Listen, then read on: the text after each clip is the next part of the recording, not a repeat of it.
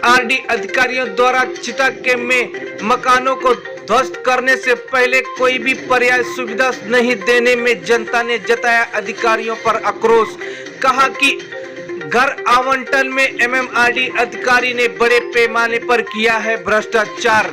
देखिए खबरें आज भी के लिए मुंबई ब्यूरो रिपोर्ट।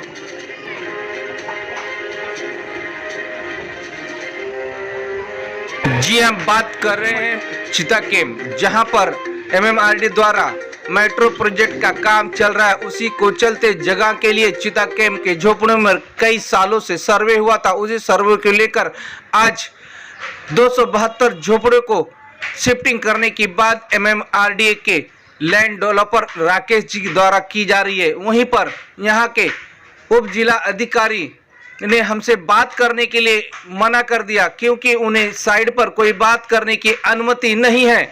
जी हां, हम बात करें चिता कैंप में आज थोड़ा कार्रवाई के चलते जहां पर जनता को कुछ पर्याय सुविधा ना देते हुए उन्हें बेघर किया जा रहा है। और वही जनता ने आरोप लगाया कि जहां पर शिफ्टिंग की जा रही है वहीं पर कोई साफ सफाई, नल, पानी सुविधा, शौचालय का कोई भी सुविधा नहीं होते हुए हमें वहां फ्लैट दे रही है, जबकि वहां पर 6,000 रुपया मांगने का भी आरोप जनता ने लगाया है।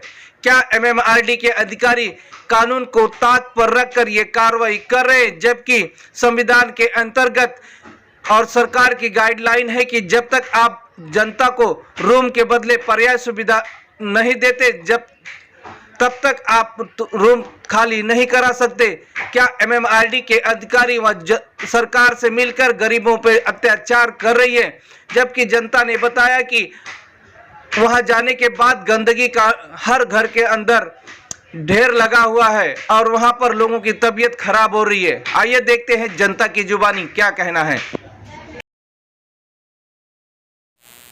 नमस्कार दोस्तों, आप देख रहे हैं खबरें। आज भी हम मौजूद हैं आज चिता कैंप में, जहां पर एमएमआरडी द्वारा एक डोमिनेशन चालू, शिफ्टिंग का काम चालू। लेकिन यहां के रहवासियों लोग की एक शिकायत है कि हमको कोई भी पर्याय सुविधा नहीं देने के बाद भी अर्जेंट एक तोड़क कार्रवाई हो रही है एमएमआरडी की तरफ से। उसी के लिए हम यहां पर मौजूद हैं। आइए बात करते हैं क्या मसला है इन जो झोपड़वासियों हैं। अपना नाम बताइए। शेख गुलाब। मेरा नाम शोएब शेख गुलाब है। क्या समस्या है आपकी? समस्या ये है कि पहली बात तो हम लोगों को यहाँ पे बच्चों की स्कूल की कोई सुविधा नहीं किया है, और दूसरी बात ये है कि वहाँ पे हमको शिफ्टिंग तो दिया है पर लेकिन ना वहाँ पे लाइट की सुविधा है, ना पानी की सुविधा है, ना किसी चीज़ की सुविधा है हमको वहाँ पे। दूसरी बात है कि वहाँ पे जाने के बाद सोसाइटी वालों ने हमारे लाइट पानी सब बंद करे, हमसे 6,000 रुपया मांग रहे हैं।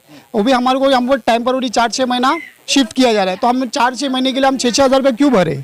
सबसे पहले वो मेट्रो सेक्शन जाने और वो सोसाइटी वाले जाने, और हमसे, और जब तक हम नहीं दे रहे तब तक हमारे लाइट पानी कुछ नहीं है। अभी भी देखो हमारे सब सामान वैसे ही घर में पड़े और अचानक बुलडोजर आ गई है यहाँ पे। अब बताओ हमें एक 2 घंटे में हम लोग सामान कैसे शिफ्ट करेंगे और हम लोग लाइट पानी का बंदोबस्त कैसे करेंगे, बताइए आप। और साथ साथ माले पे सीनियर सिटीजन को दे दिया ना, वहाँ पे लिफ्ट की सुविधा है। किसी को हार्ट अटैक का प्रॉब्लम है, किसी को वहाँ पे हार्ट अटैक का प्रॉब्लम है, किसी को अन्य तरीके की बीमारी है, लेकिन किसी तरीके की सुविधा नहीं। अगर कुछ हो जाता है, खुदा ना खास्ता कुछ भी जाने को, तो कौन उसका जिम्मेदार होगा? और दूसरी बात ये, हमको वहाँ पे अगर आपने शिफ्ट किया तो पहले हमारे लाइट पानी ये सब चीज़ की सुविधा हमको धोने के बाद भी, लिफ्ट की हमको सब सुविधा होने के बाद देना चाहिए था। अब अचानक चाबी दे दी और वहाँ पे बोलिए सब ओके होने के बाद वहाँ पे कुछ ओके नहीं है, और ना लाइट की सुविधा है, ना पानी, किसी चीज़ की नहीं है। किसके शुरू हो रही है? ये एमएमआरडी की तरफ से ये पूरी कार्रवाई हो रही है।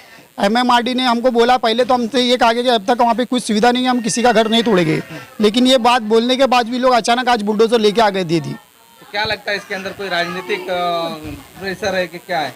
राजनीतिक का तो मुझे नहीं पता है, लेकिन हाँ इतना कि हम क्योंकि हम उसकी हमको इतनी कोई जानकारी नहीं है, लेकिन हम गरीबों को तकलीफ है यहाँ पे काफ़ी, बस इतना। यहाँ के नागरिकों को, चिता कैंप के जो रहवासी जो यहाँ पे 20-20, 25, 40 साल से रह रहे, आज 1 घंटे में आ गए, ऐसा लग रहा हमारा कोई वजूद नहीं, हमको बहुत तकलीफ दे हो रही है यहाँ पे।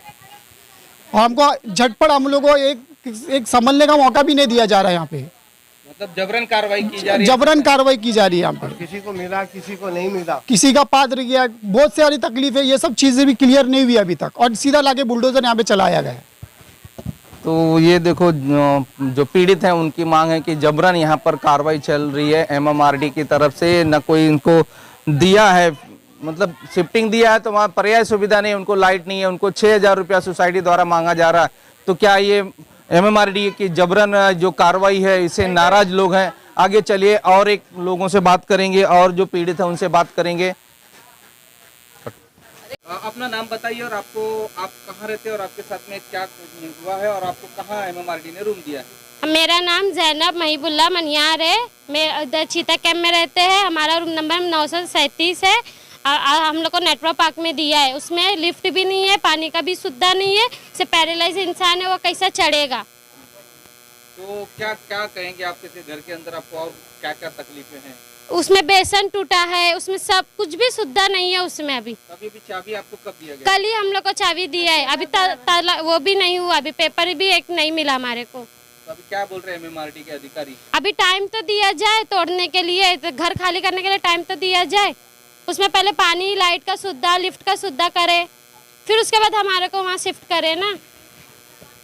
ये जो नेटवर्क पार्क में एमएमआरडी द्वारा जो घर इनको आवंटन किया गया है, ये पैरालाइज पेशेंट है, उनको 5वें फ्लोर पे दिया गया है। तो ये सोच सकते हैं कि वहाँ पर कोई भी सुविधा नहीं, जो सुविधाएं होती है संविधान के, जो उनको घर में सभी सुविधा, सरकार का एक गाइडलाइन है कि पहले इनको पूरी सुविधा दो फिर उनका घर तोड़ा जाए। लेकिन यहाँ पर एमएमआरडी की कुछ शरारतें और बदमाशियों के कारण लोग यहाँ पर परेशान है। देख सकते हैं मेरे सामने पैरालाइज पेशेंट है, उनको 5वें माले पर दिया गया है। तो वो किस तरह से 5वें माले पे जा सकते हैं? न बिना सुविधा है, न लिफ्ट की सुविधा। इसी तरह से लोग आज ये चीता कैंप में रहने वाले जो लोग आज एमएमआरडी के कार्रवाई के चलते परेशान हैं, उन अधिकारियों, जो यहाँ के मेन अधिकारी है राकेश, उनसे भी बात हुई तो उन्होंने कहा कि हमने जो एक चाबी 15 से 20 दिन पहले दिया, उनकी थोड़ा कार्रवाई होगी, और कल से 2 दिन पहले दिया तो उनकी कार्रवाई। लेकिन इसमें एक सवाल उठता है एमएमआरडी के अधिकारी द्वारा, जो कि यहाँ पर जिनको सुविधा नहीं दी, कि वहाँ पर पानी, उन्होंने भी एक्सेप्ट किया कि वहाँ पर पानी नहीं है, टॉयलेट की सुविधा नहीं है, लिफ्ट की सुविधा नहीं है, उनके घरों में जो लीकेज है बारिश के कारण, उनके कोई भी सुविधा नहीं है, उनके पेंट की सुविधा है।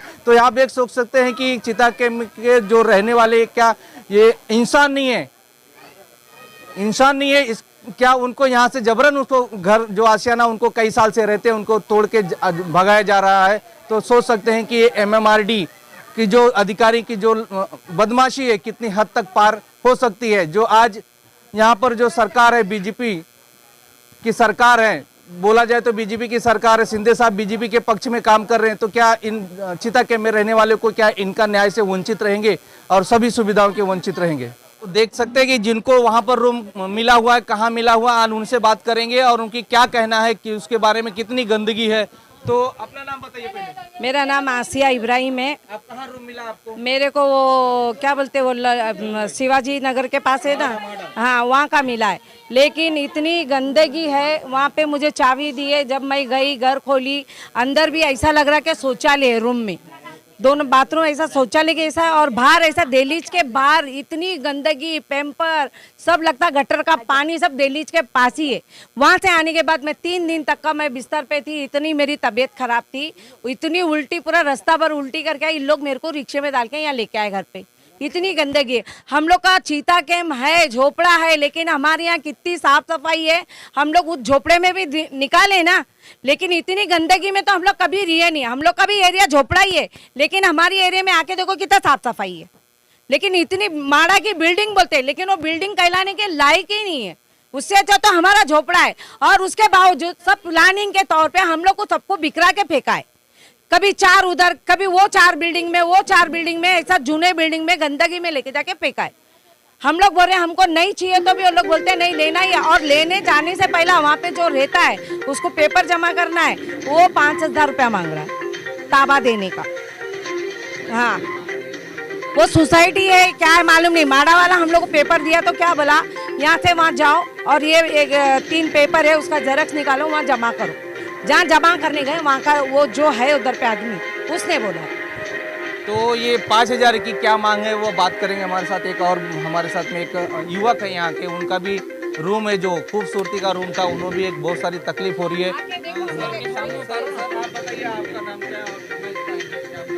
मेरा नाम रहमत अंसारी है और मैं इसी गली में रहता हूँ। मेरा रूम नंबर 37 है, बी सेक्टर आई लाइन।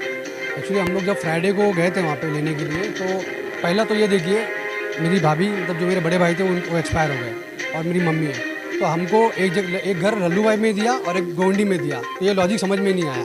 ठीक है।